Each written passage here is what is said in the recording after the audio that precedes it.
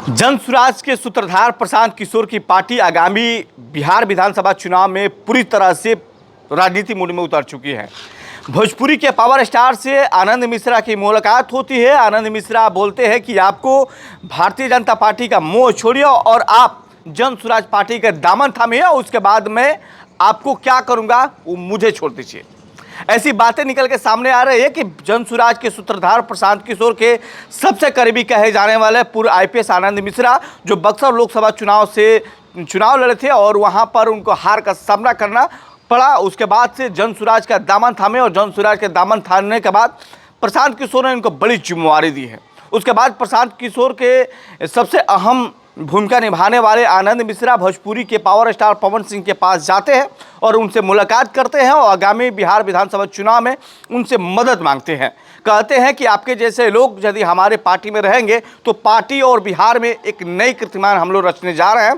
बिहार के विकास के पटरी पर लाने की कोशिश करेंगे, क्योंकि भ्रष्टाचार और बेलगाम जिस प्रकार से हो रहे बिहार को काबू करना है पवन जी, और आप और हम लोग ही मिलकर कर सकते हैं। युवा जनरेशन ही कुछ कर सकता है। दो पार्टियों 1200 परिवारों के बीच पूरे बिहार राजनीति के चक्रव्यूह में फंस कर रह चुका है। इस चक्रव्यूह को भेदते हुए हम लोगों को आगे बढ़ना है और बिहार के देश के नंबर 1 राज्य बनाने के लेकर हम लोगों ने देश के नंबर 1 राज्य बनाने को लेकर संकल्प ले रखा है। प्रशांत किशोर जी का आग्रह है कि तमाम उन लोगों से मुलाकात कीजिए, तमाम उन लोगों से मिलिए जो बिहार के लिए कुछ करना चाहते हैं, बिहार को देश के नंबर 1 राज्य बनाना चाहते हैं। उनसे मुलाकात कीजिए और उन लोगों से जुड़ने का आग्रह कीजिए। हमारा भी कोई मकसद नहीं है कि राजनीति करना, हमारा मकसद है कि बिहार को बेरोजगारी से मुक्त दिलाना है, बिहार को मजदूरों वाला राज से ऊपर उठ के काम करवाना है, महिलाओं को सम्मान दिलाना है, भोजपुरी इंडस्ट्री को बिहार में स्थापित करना। इन तमाम चीज़ों को लेकर बातचीत चल रही थी,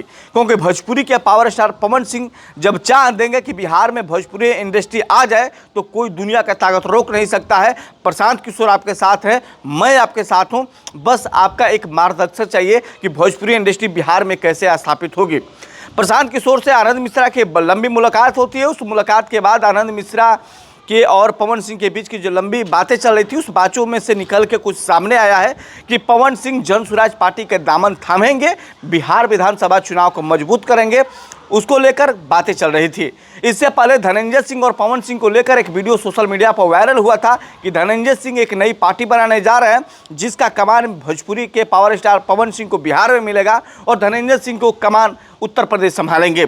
ऐसा बातें निकल के सामने आ रही थी, लेकिन तमाम मुलाकातों के बाद ये साफ क्लियर हो गया कि पवन सिंह यदि चुनाव लड़ेंगे तो जन स्वराज पार्टी के सिंबल पर ही चुनाव लड़ेंगे। जन स्वराज एक ऐसी पार्टी बनकर सामने आई है कि सभी राजनीतिक दलों का सुफड़ा साफ करने में लग चुकी है। जन स्वराज प्रशांत किशोर की पार्टी है। प्रशांत किशोर राजनीति के चाणक्य कहे जाते हैं और राजनीति के चाणक्य जब प्रशांत किशोर हैं, जब 2014 में देश के प्रधानमंत्री नरेंद्र मोदी को देश के प्रधानमंत्री बना सकते हैं, ममता बनर्जी को मुख्यमंत्री बना सकते हैं, नीतीश और लालू को गठबंधन करा सकते हैं, बीजेपी और तमाम पार्टियों से गठबंधन करा सकते हैं, तो प्रशांत किशोर बिहार में अपनी सरकार क्यों नहीं बना सकते हैं। बात है कास्टिज्म का, तो कास्टिज्म भी बिहार में अब धीरे धीरे ख़त्म होता नज़र आ रहा है।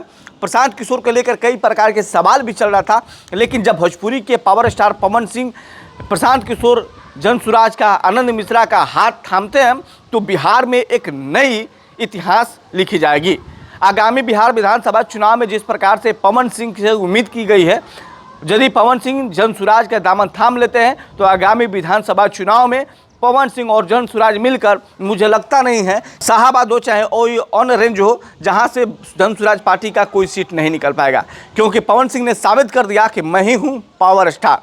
आपने काराकाट में देखा कि पवन सिंह दूसरे पायदान पर थे, निर्दलीय थे, इंडिया गठबंधन के बड़े नेता जिसको राज्यसभा सांसद भेजा गया उपेंद्र कुशवाहा को हराने में सफल हुए थे।